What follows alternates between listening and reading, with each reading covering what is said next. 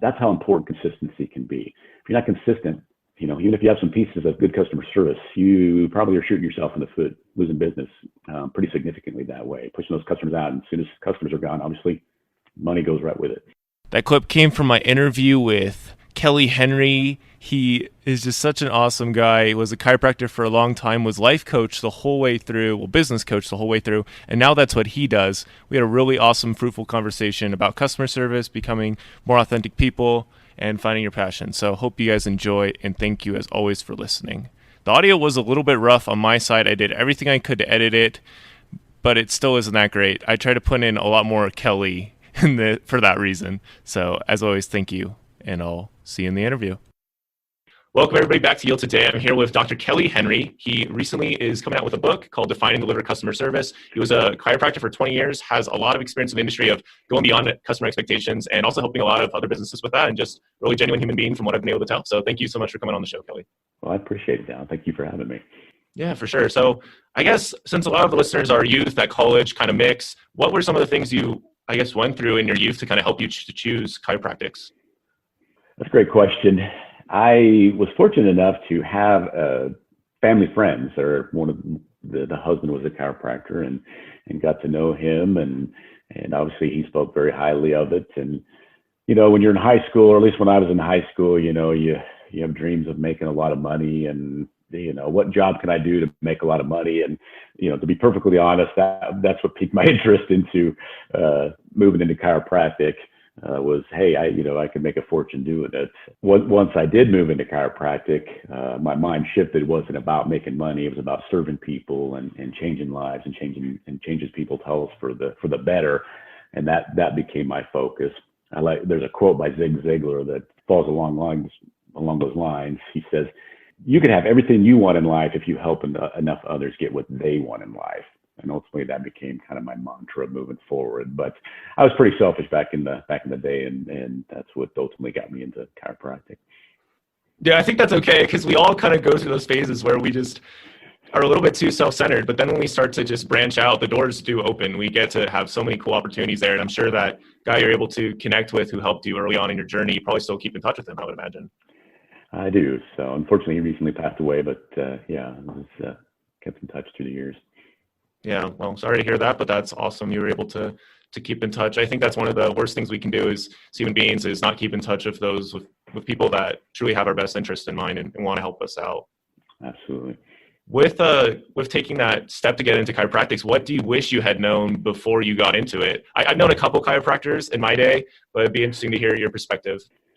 Well, the biggest thing is to have a mentor, get a coach, get some knowledge on business, how to run a business. You go to chiropractic school and you learn how to be a doctor, you learn how to treat, you learn how to diagnose, all the good things that you need to know, obviously, to be effective and take care of people's health. But in the course of your curriculum at chiropractic school, and they do their best to try to give you some business sense, but they just can't, because there's so much other information they have to give you.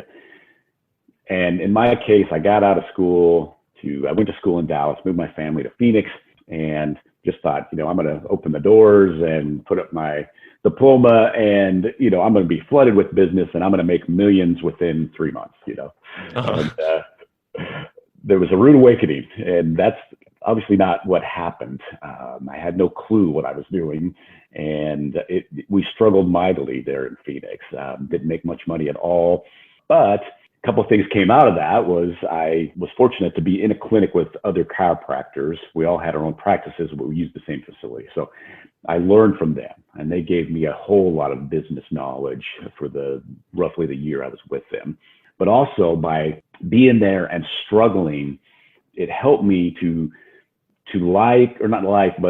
enjoy and to cherish once I did make my way and become more successful, and to be thankful that I had what I had, because I was on the other side of it, where I had struggled mightily and saw kind of the bottom of the barrel and had to rely on family members to help us out a little bit and those type of things. So again, it helped me in that regard. The other thing though, too, and it helped me develop my attitude that I've really kept throughout, the last 20 plus years, is I never gave up, even though I struggled and I certainly could quit and, hey, I'm going to have to do something else because I'm not making any money. It helped me develop the attitude of, it's not if I'm going to be successful, it's when. I just need to figure out how to do it and learn and use coaches and resources and just keep pushing forward, never looking at things as failure, just taking the feedback from them, course correcting, and keep moving forward. So, and in life in general, if there's something I can, speak to the audience, yeah, you're going to have ups and downs, you're going to have struggles, you're going to have problems. That's just how things are. But if you look at those struggles as not stumbling blocks, look at them as stepping stones. Learn from them, reevaluate, know how to do things different, look at how to do things different moving forward. They'll work to your advantage. Yeah, I completely agree with that. So all about kind of seeing the opportunity and the difficulty, because with me recently in college, I really tried to find those, and if you look hard enough, you'll find it. Absolutely. And that's the thing. You just have to train yourself to look for it. Human nature is almost to look at, always look at the negative, sink to the negative, focus on the negative. Well, there's a lot of positives. And really, in my mind, there's more positives than negatives through most situations. And so if you can keep that mindset of looking at the positives, look at what you can do, look at the opportunities, it can't do anything but help you. Awesome. I know, with doing chiropractics, a lot of it would need to be those repeat customers who sign up for a plan. It's you get adjusted every week or everything like that. How did you kind of leverage that and grow that? Is that something that you knew about from chiropractic school, or? I got a little knowledge on that through chiropractic school, and then certainly with the docs I mentioned in Phoenix. And then when I finally hired my first coach, I was about 4 or 5 years into practice. Finally got with a coach, and they really helped me solidify that and understand that better. Now, a key component to that is, one, you have to communicate health, communicate the importance of chiropractic care, communicate what this will do for a patient, for them to understand why they may need to get adjusted on a regular basis.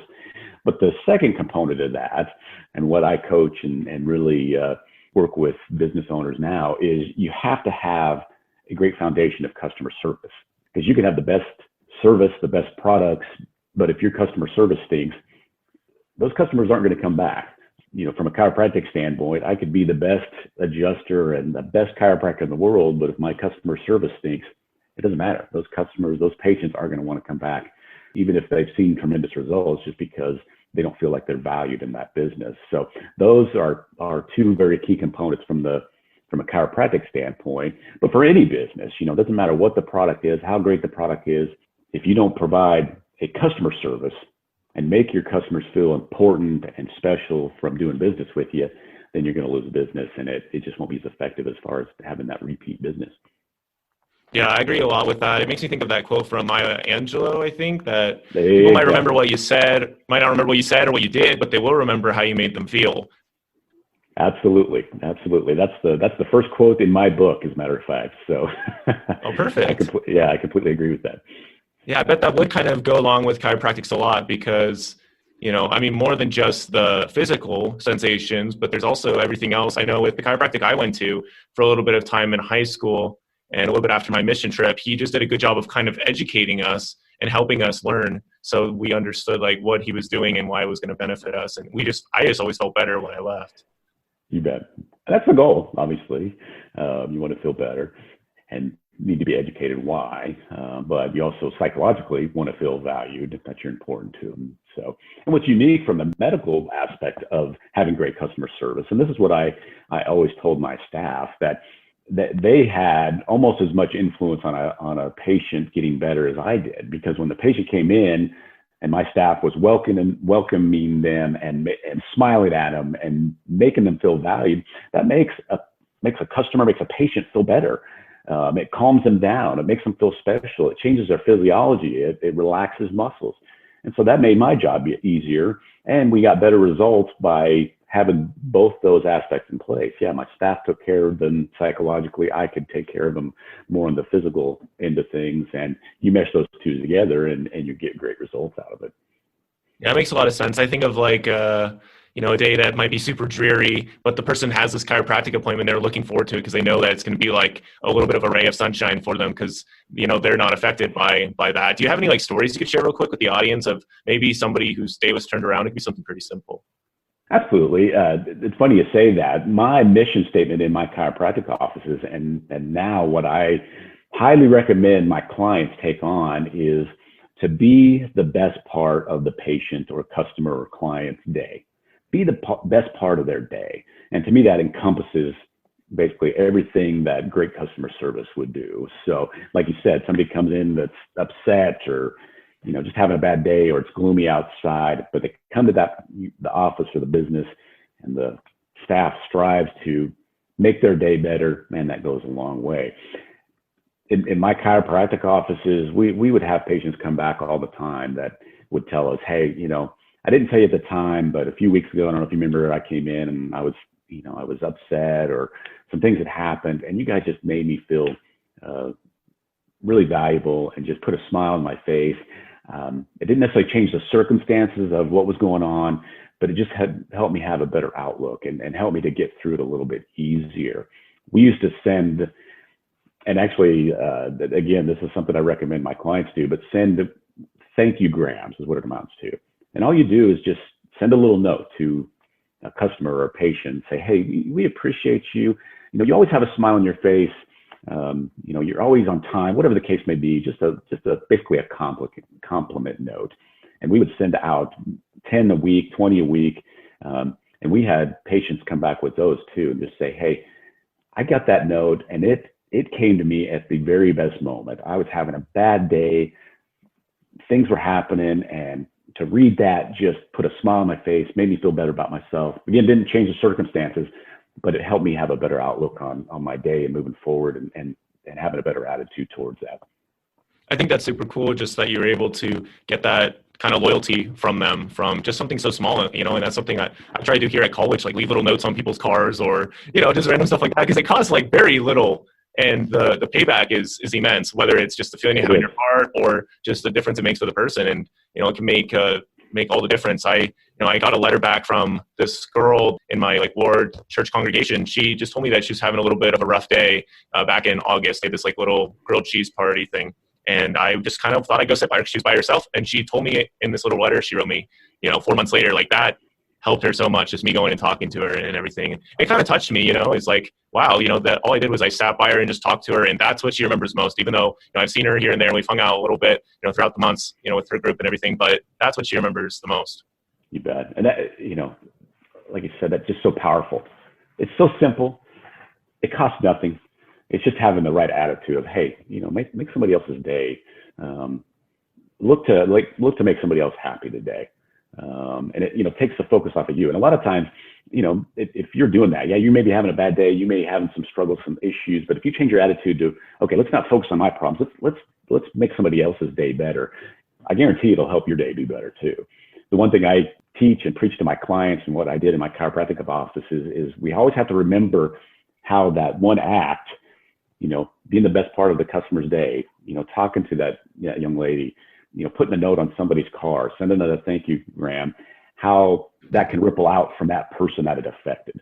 One, it'll help them have a better attitude and change their outlook possibly, but also those people are going to interact with other people, and they can interact with other people in a more positive manner, whether it's, a spouse or a, significant other, or kids or employees, or, going to Walmart, whatever the case may be. So it doesn't just affect that one person, it's going to affect others going forward. So, and that's, if you think of it in those terms, that makes it even more powerful. Yeah, I agree. Thinking about it more than just in the moment, because if it does make that impact and it comes from the heart, it's going to reach beyond just that. It's going to echo and ripple. Absolutely. And that, you made just a good point there. It's got to come from the heart. It's got to come from an attitude of serving others, helping others, not, I'm doing this so I feel good, I'm doing this to get something in return. No, because you're defeating the purpose there. You're doing it because you want to help somebody else. It's not about me, it's about them. Absolutely. So how have you seen those consulting principles and those business principles, everything bless you in your other parts of your life? Just when you are working with clients, when you're getting in touch with leads, and they understand that, my best interests are to help them and to help them grow their businesses and help them, see some of the success that I've been able to achieve because others help me. It's the shift between being sales-minded to being service and servant-minded. And that's how I always want to approach things. I want to be service-minded And that comes across. People can see that, they can feel that, they can grasp onto that. And that makes them feel more comfortable that, hey, this guy is really trying to help me out and help me grow and help me achieve more. So it breaks down those walls. We're sold to all the time. It's, we have those walls up and we want to be careful of it because we get tired of it. So to have a little different approach helps me to make more contact. It helps me to build those relationships and strengthen those relationships from having that attitude. Yeah, I agree, because there's a lot of these principles that apply to really every discipline. So, sending thank you notes, we kind of talked about that, going the extra mile. I mean, Zig Ziglar said there are no traffic jams along the extra mile, and it never hurts to just reach out to one more person or just send out one more thank you note. I'm really impressed, and I think it's amazing how you're coaching now, and something that helped you the most when you were a chiropractor is coaching. So that's just really cool how you've been able to just bring that cycle full circle. Absolutely. And that's why I'm ultimately here today, is because once I sold my practices, I benefited tremendously from being coached through the years. I've had several different business coaches. I've had personal coaches and different coaches throughout. I'm still being coached, to be honest with you. So I haven't stopped that. I still have coaches. And so I've just seen the incredible impact they've made on me, my life, my business. So I'm like, you know what? I would like to do that as well. And then I obviously saw the impact of good customer service and how that helped my businesses tremendously. So I just meshed the two together and here I am. That's neat. Yeah, that's something I really struggle with as a college student. I'm sure a lot of other people do, is just finding your niche, finding something that you really like, or finding a couple of things that kind of mesh well together. What is your advice for, I guess, discovering those things and putting them together? That can be difficult. My advice would be just keep trying. Just keep trying different things. Hey, I like this. Let me try this and let me move forward with that. Even if it ultimately doesn't, prosper you and you don't ultimately follow it, you're going to learn from it. You're going to learn and have some experience from it. And all that does is helps you when you move into the next item or the next degree or the, next career choice or the next hobby, whatever the case may be, you can draw from that experience. So the key is just to keep trying new things, gain those experiences, and ultimately you'll find your path. That's the thing. We get hung up on trying to find that perfect thing. I need to find the perfect thing before I move forward. The truth is that there's no such thing as a perfect whatever. There's never a perfect time to do anything. You just have to take action. Action's the key. Just do it. Just move forward. If it doesn't work, don't look at it as a failure. Look at it as, okay, I'm going to gain, what feedback can I gain from this? What experience can I gain from this? And all that's going to do is help you move forward in a different avenue, in a different angle to ultimately gain success. So just keep pushing, keep trying new things, keep learning new things. To me, that's really the key to success. Yeah, I agree. I mean, that's one of the biggest things about Yield Today. The podcast name is just being willing to dig a little bit deeper and try all these different things out and not settling with just one. I mean, because some holes you dig and you reach the bottom, it's like, all right, well, this is as far as this goes, but there's tons of other spots you could go to. Absolutely so. And that's, I just mentioned a second ago, you just have to keep in mind, there's one of my favorite sayings, thing I think about all the time, there's just no such thing as failure. There's only feedback. So yeah, you get to the bottom and okay, this didn't hopefully work out. So it's not a failure. I'm learned from it. I've got experience from it. Let's move somewhere else. And all that's going to do is help me move forward and to accelerate my success. Yeah, I agree. It's just like when it really becomes, I guess, more of a failure is if you choose not to learn from it, and you just kind of fall into the same thing over and over again without getting the picture, getting exactly. anything. That's cool. That's something I say to my clients is, some people live and learn. Some people just live. The goal is to live and learn and just keep applying that knowledge. And that goes a long ways towards achieving goals and becoming more and more successful, whatever arena and area you want to move into. That's awesome. Yeah, I completely agree. Application is huge because somebody could tell you something, but this is what worked best for me, but there's still a way to make it work best for your business. And if you have a way to make it do that, then that will ultimately probably bring the best results. But if you just kind of cookie cutter it, then you might not get the same results. Exactly. So you have to make it true to you, and everybody's different. Every business situation is different, and you can take an outline, and that helps tremendously. And that's what I did in my chiropractic offices. I had my initial coach, and I took their information, and it helped me grow to a certain point. But then I kind of outgrew their information, and that's why I had to hire a different coach and apply their principles, and they helped me grow. And then I had to hire a third coach, a few years later, and they helped me grow. And ultimately what I ended up doing was just taking pieces of all the coaches I had and implementing, a system that I liked that was basically unique to me. And I continued to, continue to move forward and be more and more successful. But again, you do have to do what's true for you or what's right for you. Take advice, take pieces, and kind of mold your own techniques and your own processes. You don't want to forget that, but you also have to realize that, the information you may get from a coach, they've done things in a certain way and have got success. So, there's a little bit of a balance there too. You don't want to just go out on your own when you don't have any idea what you're doing. You got to, okay, let's take what's worked for them, it's worked for others.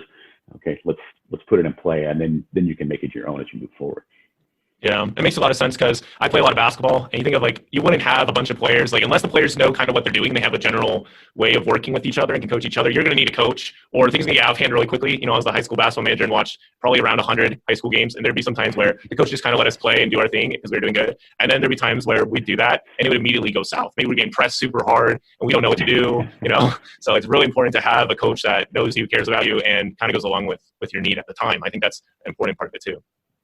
Absolutely. And that's the importance of a coach, where they can see outside, they can see objectively and know when to, hey, they're doing good. Let's just, hey, let them fly. We're not going to stop that. And then they also can step in. Hey guys, we're, you're not seeing what's happening here. All right. This is what you need to do.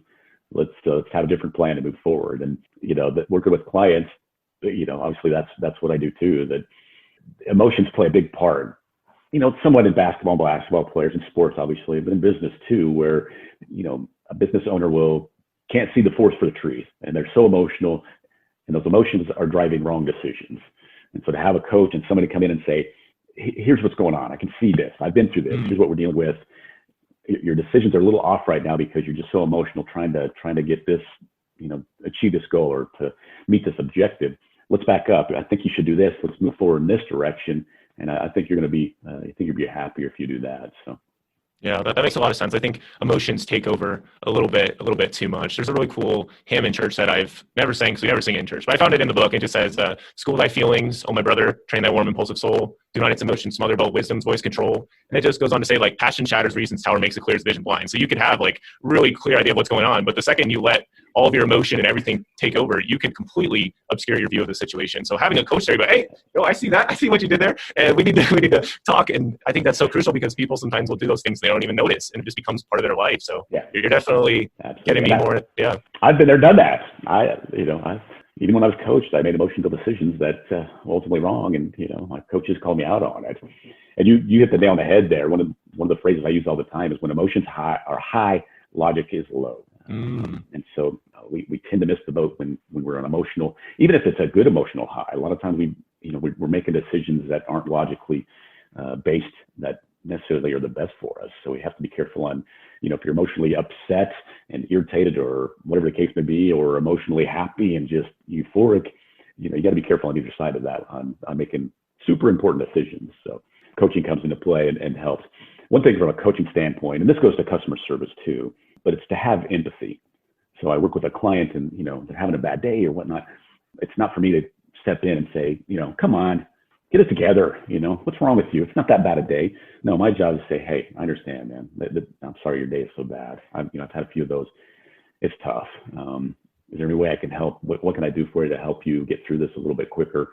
Can I help you with some decision you're making? Where can I help you in this? And that goes to customer service too. When a customer's upset, when they're having an issue, a problem, to be empathetic, to stand in their shoes, to see through their eyes, and be there with them to guide them through whatever the situation that they may be having. Yeah, that's so powerful. I don't think there's anything more powerful than, just having that, that keen sense of empathy and being able to help them and not really know exactly what you're doing, but just say, hey, I'm here for you. I'm going to help you out with anything. I'm here for the long haul. I'm not just here if you start 10xing your growth. I'm here to help you out more as a friend than just as a dictator, or however else you want to say it. Drill sergeant, maybe. Right, exactly. So just somebody who's, the relationship is based on a transaction and then doing whatever you tell them. We got a bond here. We got a relationship here. And I, not only do I want your business to succeed, but I want you to succeed as a human being. And I want you to be happy, and I want to help you any way I can to achieve that as well. And a shoulder to cry on, an ear to listen to, for venting, whatever the case may be. Empathy and being that kind of coach and that kind of person means the world to people. Yeah, I completely agree. It's a superhero in a lot of ways. It can be a big superhero for people just by lending an ear. Absolutely. Kind of like you did with the young lady back in August. So you just listen. It's powerful as anything. Yeah. So going to your Podmatch profile, where you reached out to me from there to get on the show, you had some good questions. So I was kind of interested in some of your thoughts on those. One of them was, what is the most important stat for improving your company's customer service? That's a good one. I'd like to go back to a myth that a lot of businesses have about their customer service. And this goes to studies that have been done. So this isn't me just throwing this out there, but most businesses feel like they already provide great customer service. Yeah, we got that taken care of. The truth is most businesses have pieces of great customer service that they have in place, but as a whole, their customer service, it really isn't that great. And what happens is the business owner, the business as a whole thinks they provide great customer service. So they're kind of blinded to, where the holes are, where they're losing customers, where they're dropping the ball, where things are going south. And, if you feel like you're doing great, there's no need to fix anything. If it ain't broke, don't fix it. Well, they don't know it's broke. And so that throws so many businesses off. They get one in the mindset they have great customer service, and then they're not seeing the holes. And so they get a second mindset of, we just need to keep doing more marketing. We need to market, and we need to get more new customers in, and we need to keep driving that customer acquisition. And they don't have any thought on trying to keep those customers, keep repeat business, keep people staying with them for a long period of time, where that actually is where exponential growth and profits come from. That's where it's so much cheaper to keep customers in your business than to try to keep acquiring new business. So helping business owners understand those two concepts is a big, not necessarily obstacle, but once we get past that, where they understand, you're right. Then we can lay the foundation, and then they can see the incredible benefits by having a whole different culture of customer service in their business. So basically it's about helping them see that they might have, pieces of this. They have the things that do work, but together they work so much better. That makes sense. Exactly. And sometimes they have a lot of pieces, but it's not done consistently. And so that's another killer of customer service. We've all been to stores or restaurants or wherever, where one time it's, services, that's pretty good, and felt like you were valued and important, whatever that business was. And then you go in, maybe a week or 2 days later, and it's like, they could care less if I'm here, or that employee was just rude or whatever the case may be. And our human nature is to just focus on the negative, so we're not going to remember the good service we had, a few days ago. We're going to remember that bad service we had from that one employee or that situation, today. And that's what bases our opinion off. So we have, businesses just have to be very conscious of that and understand that. The statistic is it takes 12 good customer experiences to make up for one bad customer experience. But the problem with that stat is roughly 50 to 60% of consumers will leave that business after just one bad experience. So you may not even have the 12 chances to make up for the one bad experience. So that's how important consistency can be. If you're not consistent, even if you have some pieces of good customer service, you probably are shooting yourself in the foot, losing business pretty significantly that way, pushing those customers out. And as soon as customers are gone, obviously money goes right with it. So with that stat, would you say it was about repeat customers, getting repeat customers and repeat good customer experiences? That is my basis of my coaching. We want to give great customer service. And the actuality is when you have better customer service and you improve the culture of customer service in any business, you're going to affect every aspect of the business. Your employees are going to be happier. You'll make new sales. You'll get more new customers in. But the easiest way to grow a business is to keep those new customers in your business and repeat buying and stay with you. Not only so they keep buying from you, but also they refer their friends and families and their acquaintances, so they do business with you. So that's how you grow a business exponentially, by keeping people in the business, keeping those consumers doing business with you. And ultimately that is what jumps up profits significantly too. There's a study that was done by a Harvard Business School. And what they found out was if you'll increase customer retention just by 5%, a measly 5%, it can lead to 25 to 95% increase in profits. And that's the philosophy of my programs. And I actually call them the 5% bump programs. We're just looking to improve our service enough to bump up customer retention by 5%. And it's always more than that. But if we just bump it up 5%, it doesn't have to be that difficult. Let's just bump it up 5%. You're going to see a significant shift in growth in profits, among a whole other things. But that's my philosophy. Let's just bump up that customer retention. That's what we're going to look to do. And it works phenomenally. There you go. Well, that's awesome. It's really crazy how those little things add up over time. My freshman year here at BYU Idaho, I tried to talk to like 4 or 5 new people every day. It's about ways to improve in college and stuff. And that adds up. I didn't apply every single tip I got, but there's somebody helped me with setting up a Google Calendar and some other things that was immensely helpful and just adds up over time. If you're constantly improving little aspects of your business every day, just one a day, and you do that for a month, that's 30 days. And you're probably going to have something from that. Yeah, you are.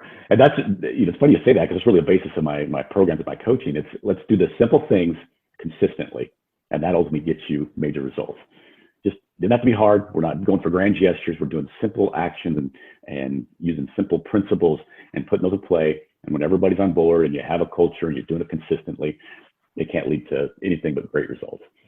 That's awesome. So I just want to ask one more question before we kind of give you your time to kind of share some of the other things you're doing and what you're working on. But how do you kind of keep track of all this? Do you have a Excel sheet? Do you have a playbook that you go through and kind of you can get an idea of where a client is from looking at that playbook? Or kind of how do you keep track of that? Do you have something in your office? I use a couple different resources. As far as finding out where a client's at and where we're going, I do an audit with them, and we just systematically go through their customer service and what they're doing, what they're not doing, obviously. And then that gives us a tremendous game plan, where to start. So if we do it initially, where to start, where the biggest holes are, where we need to fill in those holes the quickest and do things that are going to make significant change the quickest. And then we'll do a re-audit halfway through and then generally at the end too, just to see, okay, are we hitting the mark still? So that's important as well. I'm a voracious reader.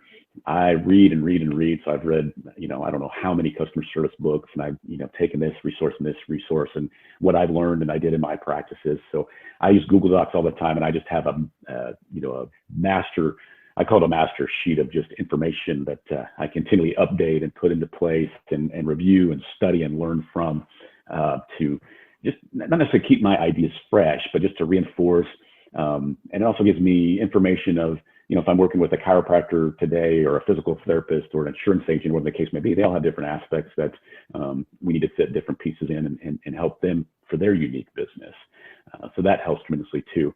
And then I use, from a customer management standpoint, I use Trello.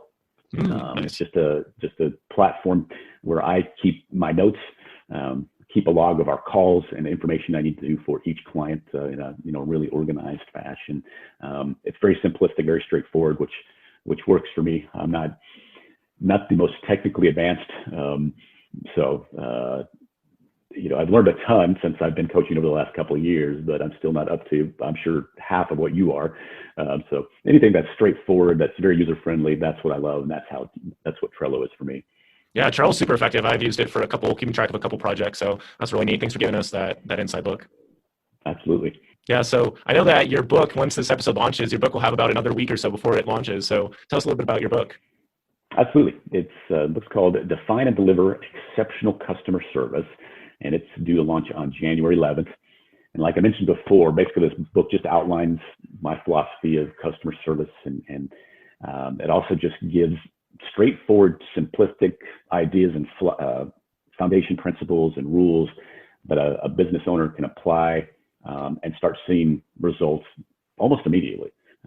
Again, my philosophy of coaching, really my philosophy of life, my philosophy when I was in chiropractic and in my office is let's not overcomplicate. I don't want to make this hard. Let's do the simple things, but do them consistently. And that ultimately, again, is where we get major results from that. And consistency is the key. And that's what the book outlines. The tagline is proven strategies to maximize profits. And that's ultimately what we want to help our business owners do. That's awesome. And I know you showed me that book a little bit earlier. Do you still have it with you?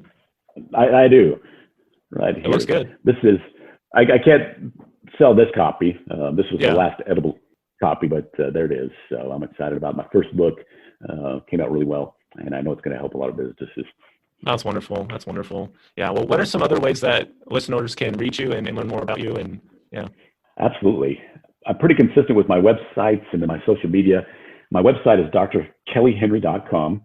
You can find me on LinkedIn under Dr. Kelly Henry, Facebook under Dr. Kelly Henry. So YouTube, if you search out Dr. Kelly Henry, it'll go to my page as well. So again, that consistency. And those are my three main platforms that I utilize. But please reach out if you'd like some more information. You'd like to set up a call and talk about more of what I do and how I do it. And if it'd be effective for your business, I would love to do that. That's awesome. That's awesome. How long have you been coaching? Just really fast. 2 years now. So wow. I sold my chiropractic office a couple years ago. So I'm relatively new to coaching, but like I mentioned, I've been coached for 20 years. Well, not quite 20 years, probably 17, 18 years now. So again, I see the impact of it in my life. So that's why I'm doing it now, and I'm seeing the impact of being able to go forward with my clients. So the interview had to cut off right there. Sorry about that. Just it's been a little bit crazy, and editing this episode was definitely a little bit crazy, but Kelly is such a great guy to talk to. I look forward to having him on again, and definitely would recommend you check out some of his resources, things he's doing. Get in touch with him if you'd like. He's just such an awesome person to talk with. Really quick podcast news. Really thankful. We're really close to 2,000 total downloads of the podcast, so thank you so much for all of that. I'm going back into a new semester, so I'm planning on only having uploads once a week. But if I have any quick little things I want to do, I'll use Thursday to put those little episodes out. We'll have another interview coming up next week. It'll be really exciting. And yeah, just thank you so much for listening, everybody. Don't forget to heal today, and it will be a better tomorrow.